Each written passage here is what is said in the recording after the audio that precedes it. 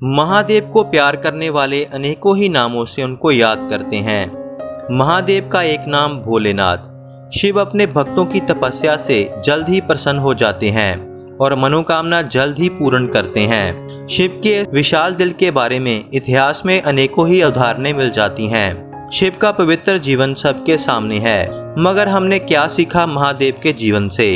हमारी औकात तक नहीं है कि महादेव जितना हृदय खोल सकें, मगर क्या शिव की परोपकार की भावना का एक भी कतरा है हमारे पास? क्या हमारे दिलों में शिव जैसी दयालुता है? तो हमारा जवाब होगा नहीं। हम लोगों में से कुछ ही लोगों के दिलों में दया की भावना है और वही महादेव के सच्चे भक्त कहलाते हैं। अहमदाबाद के नवीन कुमार के जीवन की आप बीती सुनकर आपको इस बात का जवाब मिल जाएगा। नवीन पेशे से कारोबारी हैं और उनका कपड़े का काम है। महादेव के चरणों में सारा परिवार नमन करता आ रहा है और उनका काम उम्मीद से ज्यादा है। नवीन कहते हैं कि उनकी दिनचर्या महादेव के चरणों से शुरू होती है। 4 किलोमीटर की दूरी पैदल तय कर रोजाना शिव को दूध चढ़ाने और दर्शन कर अपना काम शुरू करते हैं। नवीन कहते हैं कि बचपन से ही मैं ऐसा करता आ रहा हूँ और आज मेरी उम्र 35 वर्ष की हो चुकी है। एक स्नेह और श्रद्धा दिल में घर कर चुकी थी। आज से 4 महीने पहले मैं रोजाना की तरह ही महादेव के दर्शनों के लिए मंदिर को निकला। मंदिर के पास पहुंचकर एक दुकान से दूध लिया, जहां से मैं रोजाना दूध लेता था। मैं रोजाना देखता था कि एक आदमी जो देखने में बहुत गरीब लगता था, उसी दुकान के बाहर बैठा सब कुछ देखता रहता था, मगर कभी भी उसने कुछ नहीं मांगा। मुझे भी भीख मांगने वाले लोगों से नफरत थी। मैं रोजाना उस आदमी को देखता। हम लोग शिवलिंग पर दूध चढ़ाते हैं, जो हमारी पुरातन परंपरा है और श्रद्धा भी। मैं अंदर गया, पूजा की और वापिस आ गया। अगले दिन मैं फिर मंदिर गया और वह आदमी फिर दुकान के बाहर बैठा था। मैंने दूध लिया और मंदिर की ओर बढ़ा तो वह आदमी उठकर मेरे पास आया और बोला, मुझे वह दूध चाहिए, यह दूध मुझे दे दो। यह सुनकर मुझे एकदम से गुस्सा आया और मैंने कहा कि यह शिव के लिए है, मैं तुम्हें क्यों दूं? यहाँ से भाग जाओ, मुझे पूजा में विलम्ब हो रहा है। मेरी बातें सुनकर वह तो चला गया। अगले दिन फिर उसने ऐसा ही किया, मगर मैंने उसे भगा दिया। जब 4 दिन उसने ऐसा किया तो मैंने उसे बहुत बुरा भला कह दिया और वह मुस्कुराकर वहाँ से जाने लगा और जाता जाता यह कह गया कि मैं भी शिव के लिए ही दूध मांग रहा था। लेकिन मैंने उसकी बातों को इग्नोर किया और वहाँ से चल दिया। जब मैंने मंदिर में प्रवेश किया तो मैंने देखा कि मेरा दूध तो काला हो चुका था। मुझे कुछ भी समझ नहीं आ रहा था। मैं दोबारा दुकान पर गया और कहा कि तुमने मुझे खराब दूध दे दिया, यह दूध तो काला पड़ चुका है। यह देखकर दुकानदार ने दूध बदल दिया।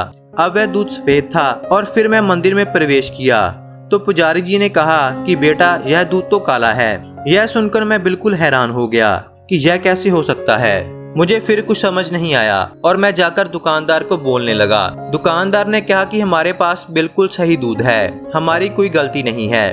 उस दिन मैं पहली बार मंदिर से महादेव को दूध चढ़ाए बिना ही वापिस आ गया और मेरा सारा दिन भी खराब ही निकला। दूसरे दिन मैंने अलग दुकान से दूध लिया और मंदिर में गया, मगर वह दूध भी काला पड़ गया, इसीलिए मुझे फिर वापिस आना पड़ा। हर रोज ऐसे होने लगा। मैं घर से भी दूध लेकर जाता था, लेकिन वह दूध भी काला हो जाता, जिसके चलते मेरा सारा समय भी खराब चलने लगा। कारोबार भी नीचे आने लगा और एक रात तो मैं इतना टूट गया कि मैं शिव से कहने लगा कि महादेव मुझसे क्या गलती हो चुकी है, क्यों मुझे अपने से दूर कर रहे हो? उस दिन मैं बैराग में बहुत रोया। अगले दिन सुबह मैं फिर दूध लेकर मंदिर गया और मंदिर में प्रवेश करते ही वह दूध काला पड़ गया और फिर एक बार वह आदमी मेरे सामने आकर खड़ा हो गया। क्या आप मुझे यह दूध दे दोगे? एकदम से मेरे दिमाग में आया कि जो कुछ भी हो रहा है वह कोई इत्तेफाक नहीं है, जरूर शिव मुझे कोई इशारा दे रहे हैं। मैंने ज्यादा देर ना करते हुए वह दूध उसे दे दिया और वह आदमी दूध लेकर वहाँ से चला गया। मैं छिपके से उसके पीछे चला गया। मंदिर के पीछे एक पेड़ के पास वह आदमी बैठ गया और उसने पहले एक बर्तन को साफ किया और कुछ दूध उसमें डाल दिया और बाकी दूध उसने थैले में रख लिया।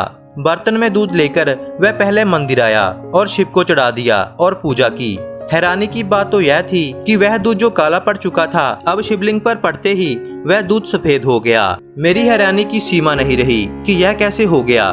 फिर वही आदमी अपने घर की तरफ निकला और वहाँ उसका एक छोटा सा लड़का और पत्नी थी और उसने बचा हुआ दूध अपने परिवार को दे दिया और वह दूध भी सफेद ही था। कुछ बात मेरे समझ में आ चुकी थी और पक्का करने के लिए मैंने दुकानदार से उसी आदमी के बारे में पूछा तो दुकानदार ने बताया कि यह पिछले 25 सालों से यहाँ पर पूजा करता आ रहा है।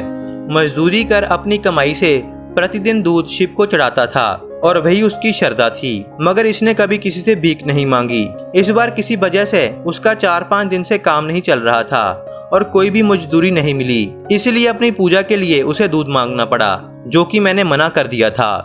मगर महादेव को अपना वह गरीब भक्त ही प्यारा था, क्योंकि मेरा दूध जो काला पड़ जाता था वह मेरे मन की तरह ही था। जब वह दूध उस गरीब के हाथों में गया, शिवलिंग पर चढ़ा तो वह सफेद हो गया, क्योंकि उस गरीब भक्त के मन में कोई खोट नहीं थी। और जब वह दूध शिव भक्त के पेट में गया तब भी वह दूध सफेद ही था। नवीन कहते हैं कि कण कण में महादेव हैं, वह किसी भी रूप में आपकी परीक्षा ले सकते हैं। हमें जरूरत है अपने हृदय को विशाल करने की, जरूरतमंदों की सहायता, भूखे को अन्न देना ही हमारी सच्ची श्रद्धा और भक्ति है, क्योंकि शिव तो हर इंसान में है।